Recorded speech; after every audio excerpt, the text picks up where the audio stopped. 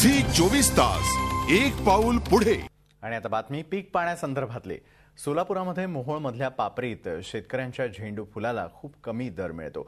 पावसानं दगा दिल्यानंतरही मालाला पुरेसा दर मिळत नसल्यानं शेतकरी मात्र हवालदिल झालेत।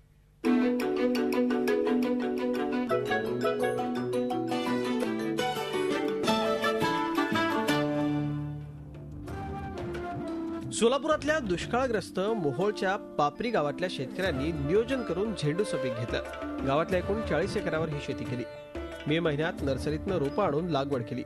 पाणी कमी असल्यानं ठिबक सिंचनावर झेंडूचं उत्पादन घेण्यात आलं। मात्र वातावरणातले बदल आणि उशिरा येणाऱ्या पावसानं फुलांचा बहर लांबला। जो बहार रमजानमध्ये येणं आवश्यक होता तो आला नाही। परिणामी रमजानमधल्या विक्रीचा उच्चांकी दर शेतकऱ्यांच्या हातून गेला। ही लागवड साधारणतः आम्ही जो श्रावण महिना असतो आपल्यात की हिंदूंचे सण समारंभ ह्या महिन्यामध्ये जास्तीत जास्त असतात आणि त्यामुळे ह्या झेंडूच्या फुलाला अधिक मागणी असते आणि त्यामुळे दर चढे राहिल्यामुळे शेतकऱ्याला 4 पैसे जादाच उत्पन्न मिळतं ह्या दृष्टीने आम्ही याची लागवड केलेली होती।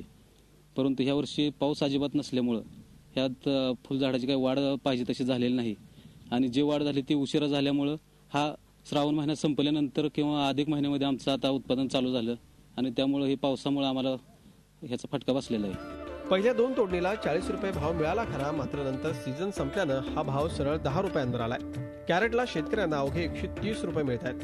त्यात एजंटचं कमिशन 15%, तसंच प्रत्येक कॅरेटचं जागेचं भाडं 5 रुपये वेगळं घेतलं जात आहे। हे आम्हाला थोडं चुकीचं वाटतं, तर त्यासाठी शासनाने जे इतर आम्हाला फळांना किंवा इतर जे आमचं तरकारी माल आहे त्याला जसं 8 ते 10% कमिशन आकारलं जातं त्याप्रमाणे ह्या फुलांना सुद्धा 10%च कमिशन आकारावं की जेणेकरून शेकडा 5 रुपये आणखी शेतकऱ्याचा फायदा होईल। वाहतूक भाडं, कमिशन आणि जागेचं भाडं हा खर्च वजा जाता शेतकऱ्यांना झेंडूच्या उत्पादनातून काही शिल्लक राहत नाहीये। त्यामुळे शेतकरी हवालदिल झालाय। शेतकरी सोडून बँकांपासून ते थेट हमालांपर्यंत सगळ्यांनीच आपली टक्केवारी जपली आहे। शेतकऱ्याच्या मालावर मात्र दराचा अधिकार नाही। ही कुचंबणा थांबवायची असेल तर शेतकऱ्यांनी एकत्र येऊन बाजारातली ही मोगलाई वृत्ती ठेचायलाच हवी। झी 24 ताससाठी संजय पवार, सोलापूर।